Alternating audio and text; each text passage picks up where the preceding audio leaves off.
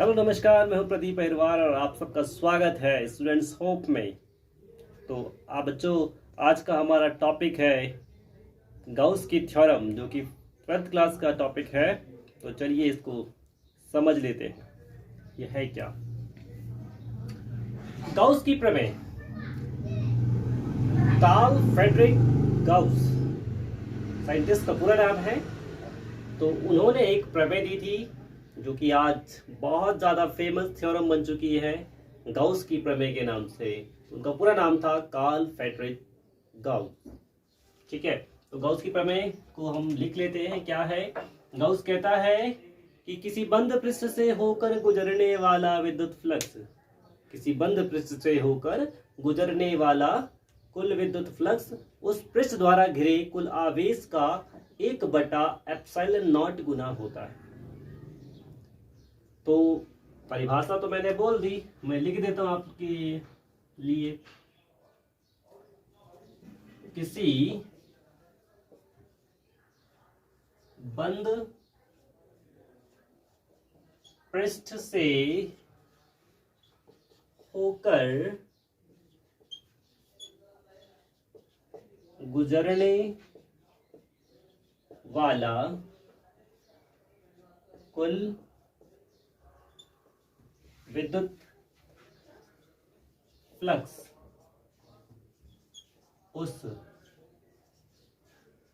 पृष्ठ द्वारा घिरे कुल आवेश का 1/ε0 गुना होता है। अगर हम गणितीय रूप में लिखना चाहेंगे तो देखें क्या रहेगा, अर्थात phi is equal to q upon ε0 या ε0 बोल सकते हैं, नॉट बोली बेटर है। तो ये आपके पास गाउस की प्रमेय। किसी बंद पृष्ठ से होकर गुजरने वाला कुल विद्युत फ्लक्स उस पृष्ठ द्वारा घिरे कुल आवेश का 1/ε0 गुना होता है। तो चलिए इसको प्राप्त कर देते हैं, आगे बढ़ते हैं। इसका प्रूफ देख लेते हैं, बहुत इंपॉर्टेंट है। कक्षा 12 के लिए तो बहुत ज़्यादा इंपॉर्टेंट है, कई बार आया हुआ क्वेश्चन है और इसके अनुप्रयोग भी हैं, उनको अगली वीडियो में डिस्कस करेंगे।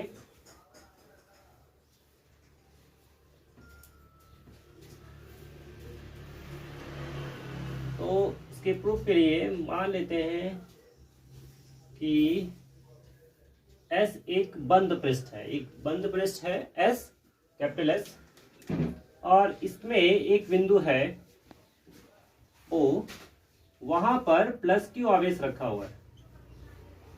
यानी कि एक बिंदु इसके भीतर है, यहाँ पर उसका नाम हमने O दे दिया, और उस बिंदु पर जो आवेश है वो प्लस Q आवेश है। ठीक है, इसके पृष्ठ पर यहाँ इस बिंदु O से स्मॉल r दूरी पर, यहां से यहाँ तक की डिस्टेंस स्मॉल r है, एक बिंदु P है। जस्ट एग्जांपल और देता हूं आपको। ये बड़ा सा पूरा पृष्ठ है, इसको छोटे छोटे खंडों से मिलकर बना हुआ माना जा सकता है। उनमें से एक खंड आपने ले लिया, एक टुकड़ा आपने ले लिया, ये छोटा सा टुकड़ा, उसको हमने उस एक वहां पर एक बिंदु माना P, और इस बिंदु के चारों ओर एक लघु क्षेत्रफल है, उस लघु क्षेत्रफल का नाम हमने दे दिया ds, और यहाँ पर विद्युत क्षेत्र की तीव्रता भी है E। तो विद्युत क्षेत्र की तीव्रता E और ds इसका लघु क्षेत्रफल है। यहाँ पर आपको करना क्या है कि संपूर्ण फ्लक्स को आपको फाइंड आउट करना है। तो चलिए इसको लिख लेते हैं। कैसे आप इसको लिखेंगे? माना S एक बंद पृष्ठ है,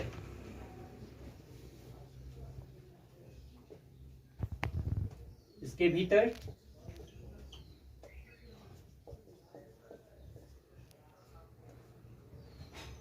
एक बिंदु O पर प्लस Q आवेश है, प्लस Q आवेश रखा है, ऐसा बोल सकते हैं। बिंदु ओ से स्मॉल आर दूरी पर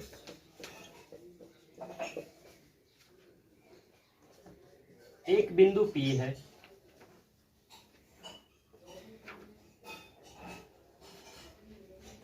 जहां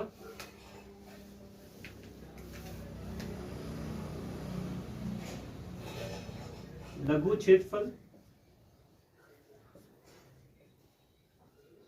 या फिर जहां की जगह पर आप बोल सकते हैं जिसका लघु क्षेत्रफल ds है। क्षेत्रफल एक लघु क्षेत्रफल एक सदिश राशि है। अगर सामान्य सा क्षेत्रफल लिया जाए तो वो अदिश राशि है, लेकिन लघु क्षेत्रफल एक सदिश राशि है। लघु क्षेत्रफल ds है तथा वैद्युत क्षेत्र की तीव्रता E। अब देखिए, लघु क्षेत्रफल ds से होकर गुजरने वाला विद्युत फ्लक्स, लघु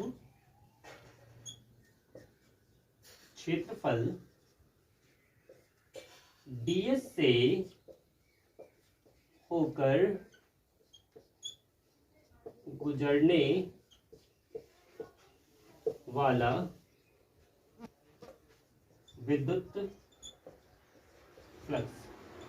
आप लोग यहां तक नोट डाउन कर लीजिए, क्योंकि मेरा बोर्ड छोटा सा है तो मैं इसको रफ करके फटाफट यहाँ लिख देता हूँ। अभी इसका स्क्रीनशॉट ले लेना आप। मैं इसको हटा रहा हूँ और मैं रफ करके इसको फिर अब सॉल्व करता हूँ। ठीक है,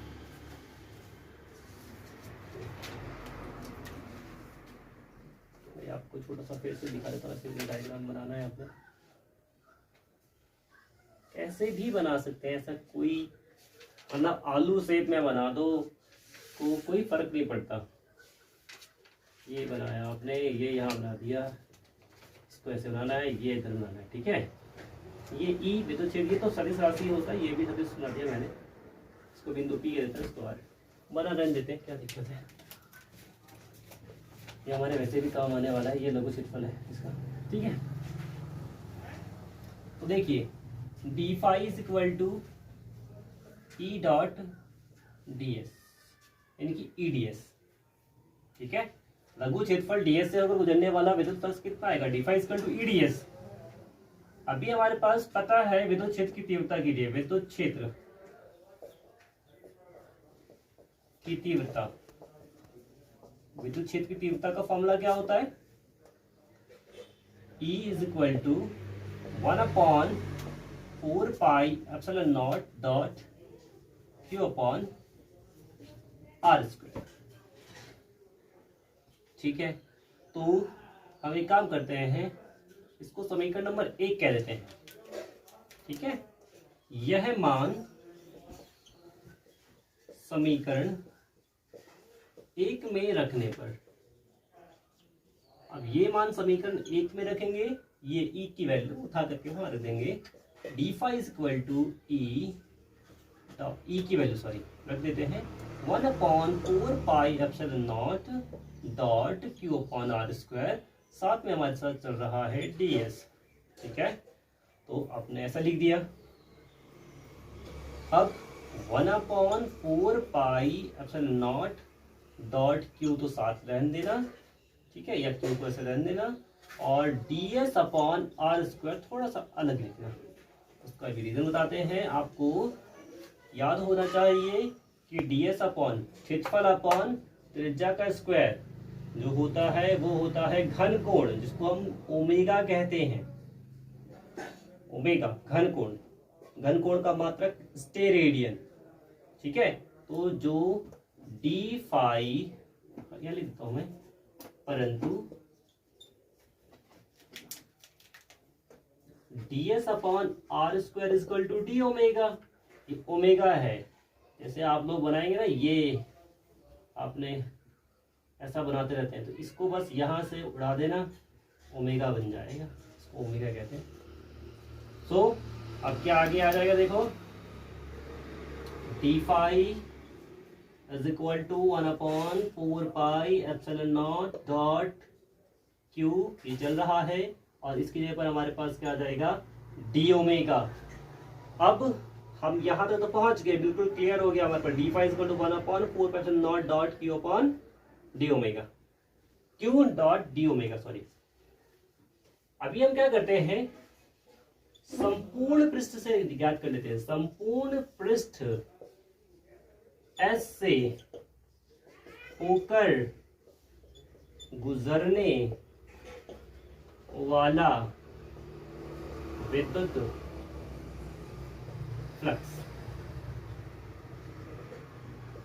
ठीक है, तो अगर संपूर्ण पृष्ठ की बात कर लेते हैं तो संपूर्ण जब भी निकाला जाएगा तो इंटीग्रेशन दिया जाता है डी फाइव। इंटीग्रेशन का मतलब होता है समाकलन, और समाकलन में जोड़ा ही जाता है 1/4 pi epsilon naught dot Q dot D omega. होगा क्या, integration D five equal to 5। यहाँ पर जो भी नियतांक होते हैं उनको बाहर कर लेते हैं, कांस्टेंट को बाहर रख लेते हैं, कांस्टेंट बाहर आया, इंटीग्रेशन डी ओमेगा रह गया। Integration D omega is equal to 4 pi, ये कुछ आलू जैसा, स्फीयर जैसा।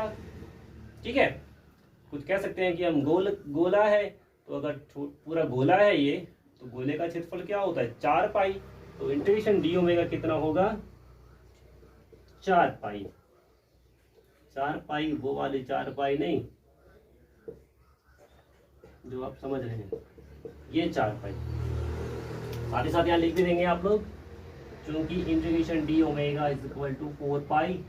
और जैसे ये 4 पाई, ये 4 पाई से 4 पाई कैंसिल, 4 पाई से 4 पाई कैंसिल, तो आप नीचे आ जाएंगे। ऐसा नहीं होगा क्योंकि आपके पास गॉस की थ्योरम प्रूफ हो चुकी है, हेंस प्रूव्ड लिख देंगे आप, इति सिद्धम। और इसके साथ ही बिल्कुल आसानी से चुटकियों में आपने इसको सॉल्व कर दिया। तो देख लीजिए भाई कैसा लग रहा है, ये आपको सही लग रहा है। That's it for the day, thank you very much.